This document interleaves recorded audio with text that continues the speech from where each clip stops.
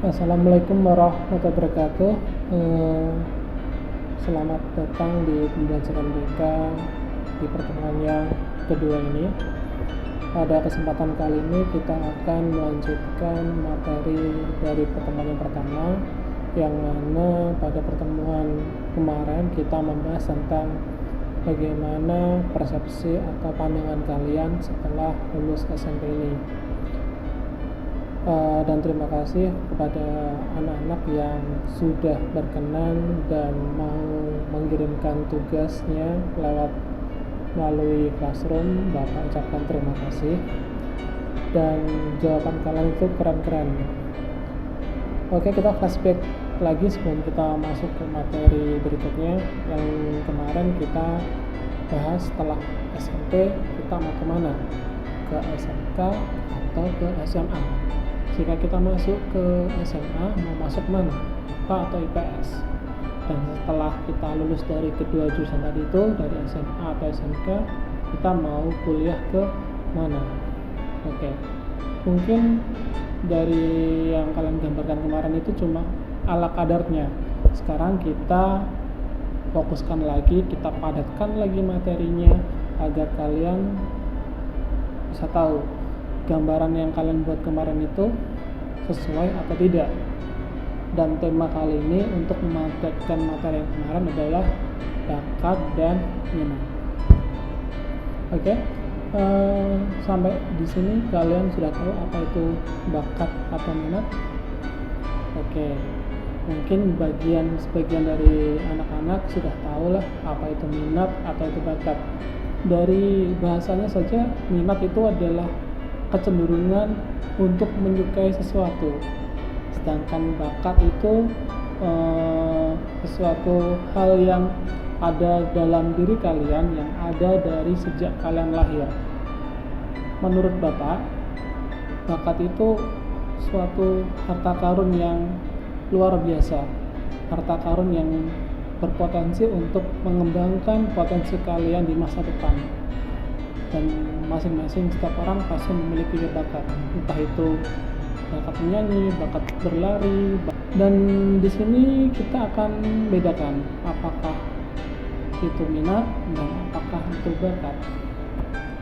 Di sini minat itu adalah suatu kecenderungan atau keinginan seseorang untuk melakukan sesuatu.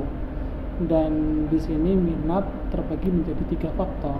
Faktor yang pertama adalah minat pribadi, adalah kecenderungan atau kesenangan kalian pada sesuatu. Misalnya kamu memiliki minat dalam olahraga tertentu. Saya berminat pada sepak bola, saya berminat pada main game, saya berminat pada membaca novel, saya berminat pada anime, atau saya berminat pada matematika. Nah, seperti itu adalah minat dari pribadi, keinginan kalian untuk menyukai sesuatu, itu namanya minat. Dan yang kedua adalah minat situasional. Apakah itu? Oke, yaitu minat yang ditumbuhkan oleh suatu kondisi dan faktor tertentu. Misalnya dari pendidikan formal dan informasi yang kalian peroleh melalui dari buku atau internet, itu adalah pengkondisian. Dan yang ketiga adalah minat sebagai keadaan psikologis. Apalagi tuh Pak? Oke, Bapak jelaskan. Kamu memiliki kecenderungan atau kesenangan pada sesuatu dan pada suatu kegiatan, dan kamu memiliki pengetahuan yang cukup terhadap minat tersebut, dan pada akhirnya effort itu membawa psikologis kamu itu misalnya seperti ini, mendorong untuk mencari tahu lebih dalam lagi. Misalnya seperti ini, kamu suka matematika, oke? Kamu suka matematika, dan minat pribadimu itu adalah suka terhadap matematika. Dan ketika kamu suka matematika, otomatis kamu akan suka berlatih dan suka mempelajari tentang matematika. Dan itu mendorong psikologis kamu untuk mencari tahu yang lebih dalam lagi. Kamu udah tahu ilmu matematika A misalnya, dan kamu udah paham, dan kamu pengen tahu lagi bagaimana ilmu B, dan kamu pengen tahu lagi ilmu C, otomatis kamu akan mendalami. Setelah A, saya pengen tahu tentang ilmu B, kamu mendalami tersebut, dan kamu terdorong lagi untuk mendalami ilmu C. Itu adalah dari psikologis kamu gitu. Ada ketertarikan khusus terhadap suatu materi atau sesuatu kegiatan yang mendorong keinginan tahuan kalian untuk memahami dan mempelajari lebih jauh lagi. Itu yang dimaksud dengan minat sebagai keadaan psikologis. Psikologis kamu mendorong kamu untuk maju lebih dalam lagi, seperti itu. Oke, bisa disimpulkan bahwa jika minat itu adalah kecenderungan atau arah keinginan dorongan hati kalian gitu. Gampangnya seperti itu. Saya berminat pada ini, saya berminat di SMK, saya berminat di SMA. Itu adalah kecenderungan kalian, kedorongan dari hati. Dan dasar minat itu adalah kesukaan kalian, kecenderungan minat dari psikologis kalian. Oh, saya pengen di SMA karena saya ingin di SMA itu saya mendapatkan materi yang lebih dalam lagi. Jika saya masuk ke SMK, oh saya pengen mendalami praktikum karena saya mempunyai bakat di bidang praktek gitu. Seperti itu. Jadi dorongan yang menentukan untuk kalian memilih mau masuk ke SMA mana, mau ke SMK mana, mau ke universitas mana, itu adalah minat kalian. Dan sekarang kita next ke bakat. Bakat itu apa sih? Apa perbedaan dengan minat? Oh, beda sekali. Kalau minat itu adalah kecenderungan, kesenangan kalian atau kesukaan kalian terhadap sesuatu hal, sedangkan bakat itu adalah sesuatu yang sudah ada dari kamu lahir. Jadi Bapak bilang tadi itu adalah bakat itu adalah harta karun kalian, harta karun yang memiliki potensi yang tak ada batasnya. Jika kamu mengembangkan potensi tersebut dan potensi itu berkembang, kamu akan keren pokoknya. Jadi bedanya apa minat sama bakat? Misalnya gini, semua orang punya otak, ya kan? Semua punya otak. Dan semua punya volume otak yang sama, tapi kecerdasan masing-masing orang itu berbeda. Oke. Ada yang diberikan kecerdasan lebih, kayak Albert Einstein seperti itu, IQ-nya di atas rata-rata. Ada yang orang yang punya kecerdasan yang sedang saja. Ada yang orang yang punya kecerdasan yang biasa saja, seperti itu. Kita punya volume otak yang sama, punya bentuk otak yang sama, tapi tingkat kecerdasan itu berbeda-beda. Itu bisa dikatakan sebagai bakat juga. Oh, dia pintar. Oh, dia sedengan. Oh, dia biasa saja. Sedangkan orang yang berbakat ini bisa kalah dengan orang yang memiliki minat yang tinggi gitu loh. Misalnya ada seseorang yang tidak pintar-pintar amat, dan ada seseorang memiliki bakat yang pintarnya luar biasa. Tanpa belajar pun, maksudnya dia belajar pun bisa cepat, belajar sebentar aja udah pintar. Berbeda dengan si B ini, dia harus belajar matematika agar bisa pintar, dan si B ini bisa mengajar si A dengan minatnya yang tinggi gitu. Jika kamu punya minat yang tinggi, kamu asah lagi, kamu belajar lagi, kamu kerja keras lagi, tidak menutup kemungkinan kamu akan mengalahkan yang si punya bakat seperti ini. Walaupun dia memiliki bakat, tapi kalau itu tidak diasah, sama saja.